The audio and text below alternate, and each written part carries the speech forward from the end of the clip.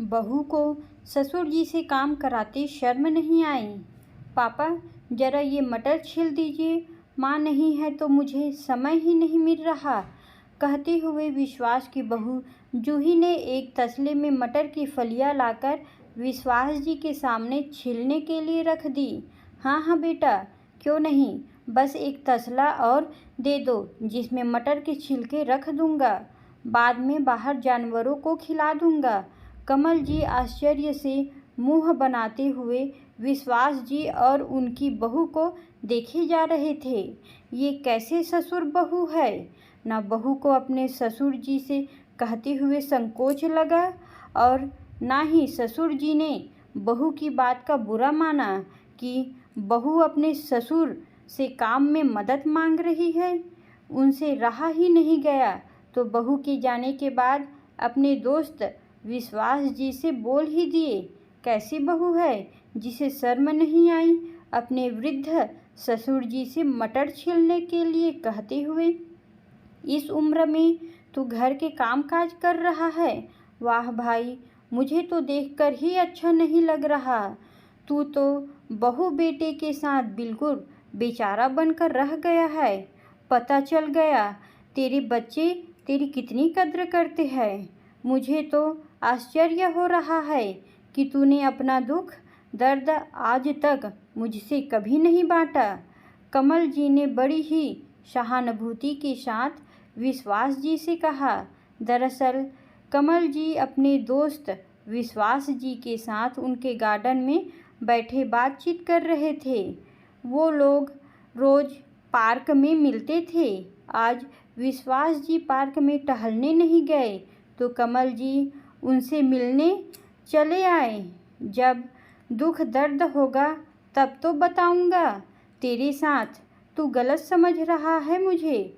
मेरे बहू बेटे के साथ कोई दुख दर्द नहीं है।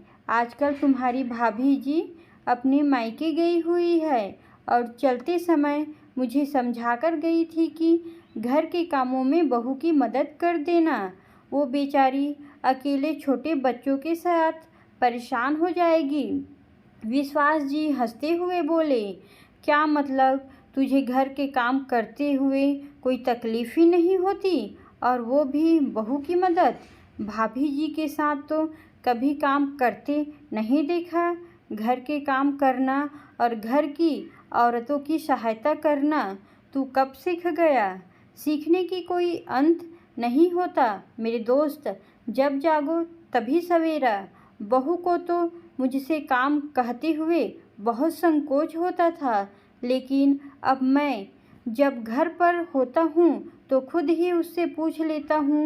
वैसे भी पौधों में पानी देना, पानी भरना, सब्जियाँ लाना, उन्हें छांटकर धोकर रखना, फिर सूखने पर फ्रिज में लगाना, दूध लेकर आता हूँ तो ये इंतज़ार नहीं करता कि उसे बहू ही आँच पर चढ़ाए और मैं खुद ही चढ़ा देता हूँ। ज़रूरत पड़ने पर सब्जियाँ भी काट देता हूँ। ये छोटे छोटे काम कर देता हूँ। बहू की बहुत मदद हो जाती है। अब रिटायर हो गया हूँ तो समय ही समय है। अपने लिए भी वक्त रहता है और घर के लिए भी।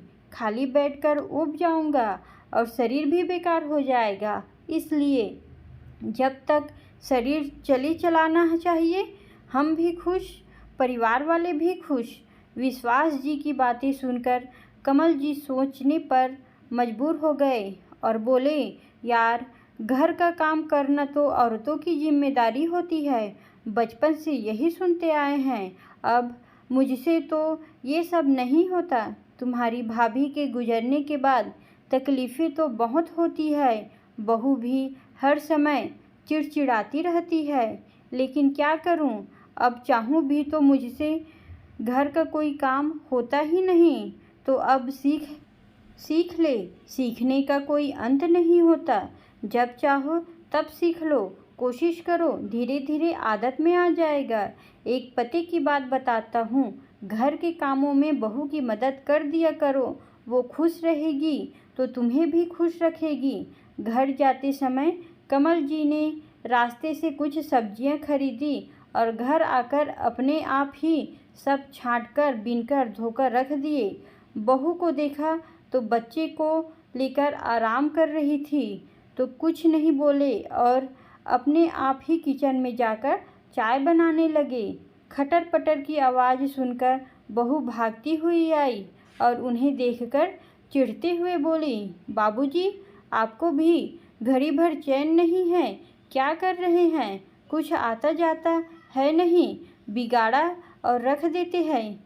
कमल जी ने पलटकर बहू की तरफ देखा तो उनकी आंखों में आंसू थे और बोले, बहू, तुम्हारी सास तो मुझसे रोते झींकते चली गई कि कभी तो घर के कामों में मेरी मदद कर दिया करो।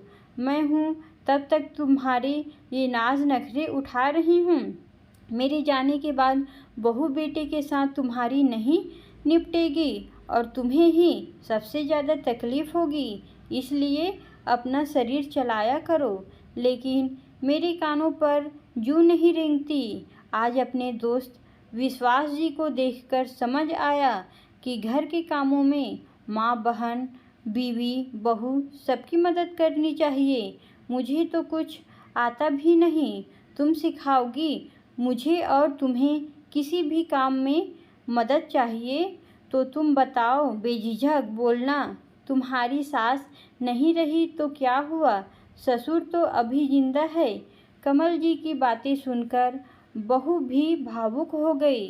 बाबूजी, विश्वास अंकल को मेरी तरफ से धन्यवाद कहिएगा। जो काम मैं और मम्मी जी नहीं कर सकी वो उन्होंने कर दिया।